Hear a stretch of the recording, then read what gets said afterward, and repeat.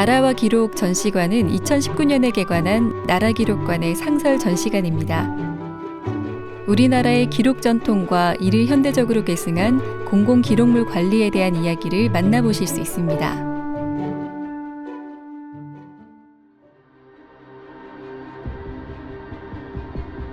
나라기록관은 가장 험준한 곳에 실록을 보존했던 태백산 사고를 계승하여 공공기록물을 안전하게 보존하는 국가기록원의 중앙서고입니다. 이제 천년의 문을 지나 전시관으로 들어가 보도록 하겠습니다. 국가기록원은 조선왕조실록, 일교와 같은 훌륭한 기록문화를 현대적으로 계승하여 공공기록물을 투명하게 생산하고 안전하게 보존하기 위한 일들을 하고 있습니다. 이러한 일들을 하기 위한 법적 근거인 공공기록물 관리에 관한 법률에서 대한민국의 기록 이야기를 시작해 볼까 합니다.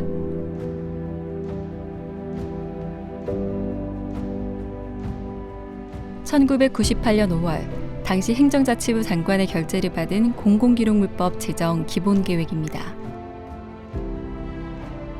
근대기록 관리의 시작은 프랑스 시민혁명 당시 국민주권을 보장하려는 움직임에서 시작되었고, 한국의 공공기록물법 제정 또한 민주화운동의 성과물 중 하나입니다.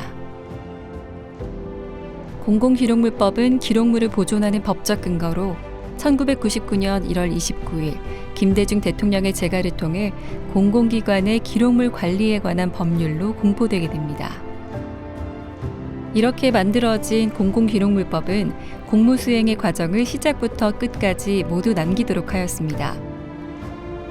또한 조선시대 실록과 의궤 같은 기록 문화를 현대적으로 계승하기 위하여 국무회의 등 주요 회의기구의 회의록 생산을 의무화하고 중요한 국가행사나 사업은 시청각 기록물로 생산하도록 하였습니다.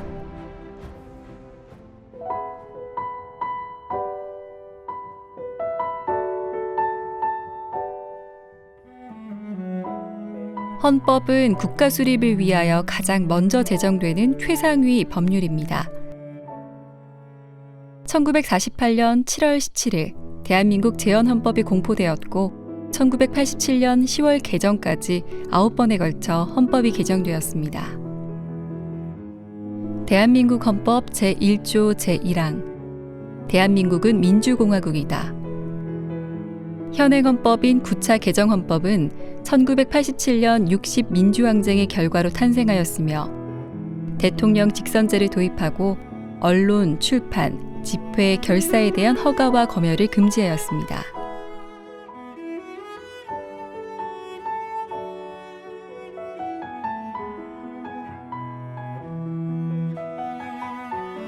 국무회의록은 헌법에 규정된 조항에 따라 대통령이 국정 운영의 중요한 정책을 결정하는 행정부의 최고 정책심의회의입니다. 국무회의록은 1949년 1월분부터 보존되었으나 상정된 안건 처리 대부분이며 국무위원별 발언 내용이 기록되지 않았습니다. 4.19 혁명 직전에 열린 4월 12일자 국무회의록입니다. 회의가 열린 날짜와 장소, 참석자와 함께 보고 안건만 간략하게 기재되어 있습니다. 회의의 내용은 전혀 알 수가 없습니다.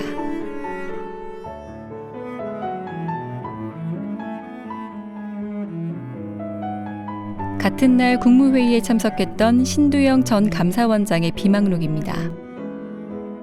국무회의록에는 담겨있지 않은 대통령과 각부 장관들의 발언 내용이 아주 자세히 담겨 있어 4.19 혁명 직전 당시의 상황을 생생하게 전달해 줍니다.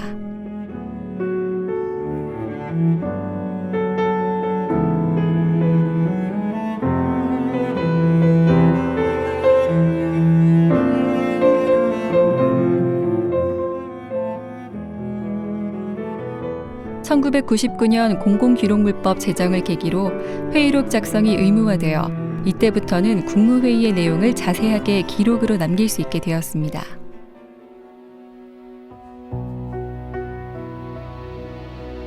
다음은 군사기록입니다. 국가의 중요한 기능 중 하나가 전쟁이나 외부의 위협으로부터 국민의 안전을 보호하는 일입니다. 육군본부에서 이관한 군사기록은 6.25 전쟁의 생생한 전투 현장을 규명할 수 있는 중요한 기록입니다.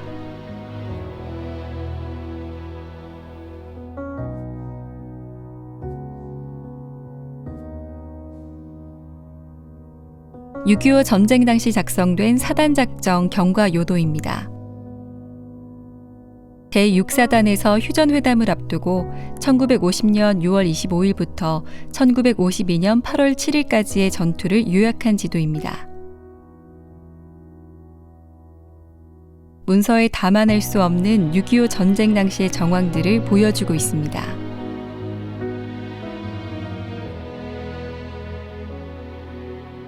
검정색 실선은 진경로, 녹색 실선은 퇴각로, 빨간색 실선은 적군의 진경로, 녹색 점선은 일사 후퇴 당시 퇴각로를 표시하고 있습니다.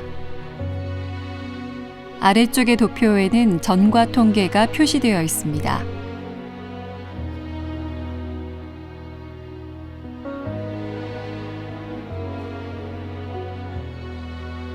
(1950년 9월 15일) 인천 상륙작전과 9월 26일 서울 탈환 후 대한민국 육군과 연합군은 10월 18일 평양 탈환 작전을 공동 전개하였습니다.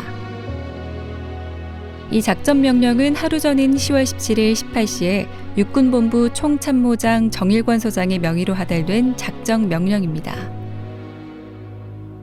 전쟁 중에 급박한 상황에서도 수기로 먼저 작성하여 결재를 받은 후 다시 철필로 등 사용지에 정서하였습니다.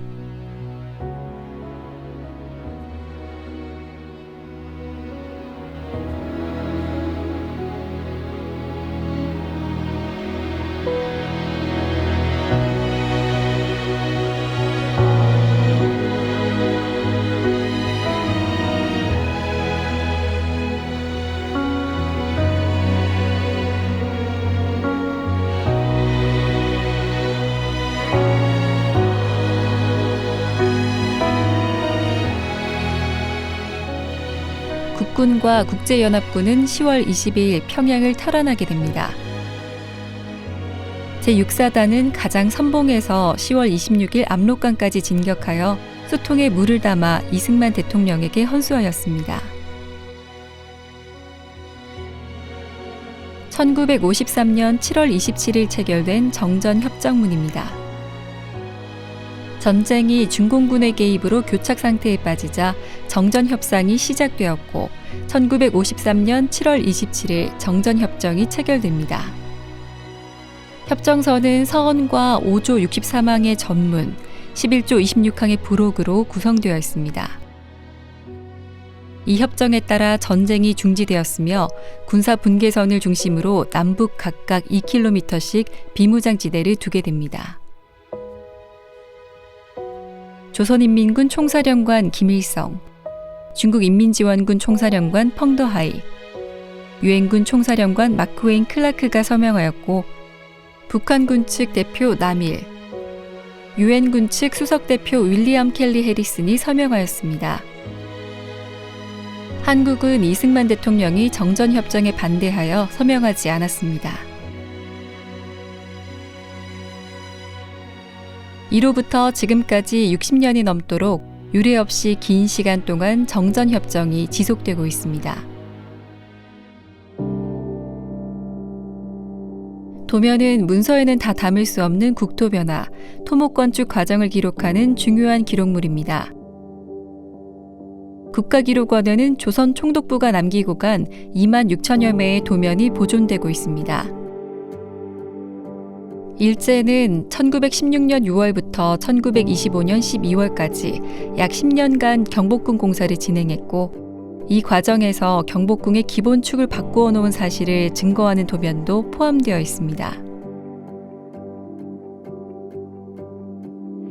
독일 건축가 게오르그 라란데와 도쿄대 건축학과 출신들이 설계한 조선 총독부의 당초 도면입니다. 처음에는 총독부 청사를 경복궁의 기본축과 같은 방향으로 설계했음을 알 수 있습니다.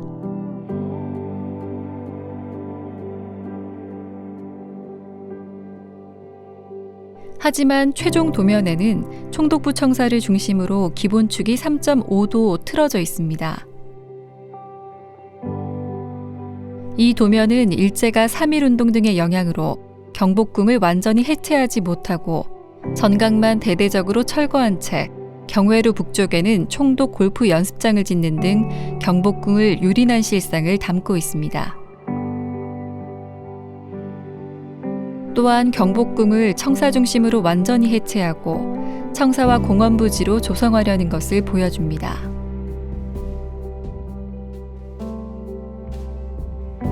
이후 총독부 청사는 1995년에 철거되고 경복궁 복원이 시작됩니다.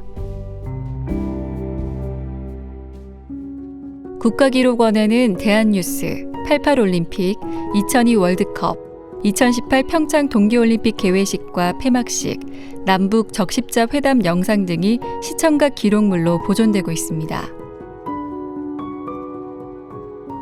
그중 대한뉴스는 과거 일상의 흔적과 기억을 생생하게 담아낸 영상 기록입니다. 말과 글로 설명하기 힘든 현장의 모습과 목소리를 시청각 기록을 통해서 만나볼 수 있습니다.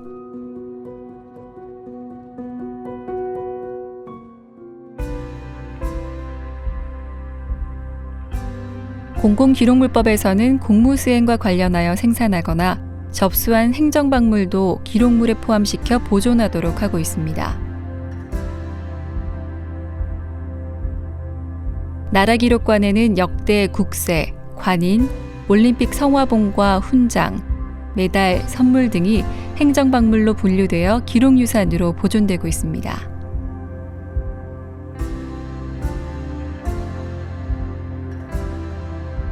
대한민국의 2대 국세입니다.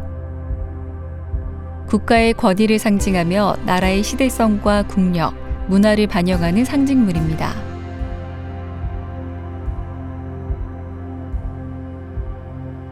(2018년) 개최된 평창 동계올림픽 대회 금메달입니다. 올림픽 조직위원회 활동 종료 후 국가기록원으로 이관되어 보존되고 있습니다. 나라와 기록은 오늘의 대한민국을 만들어 온 공공기록들에 대한 전시입니다. 여러분을 만들어 온 기록들은 무엇인가요? 이번 영상을 통하여 우리의 기록과 나의 기록에 대하여 잠시 생각해보는 기회가 되었기를 바랍니다.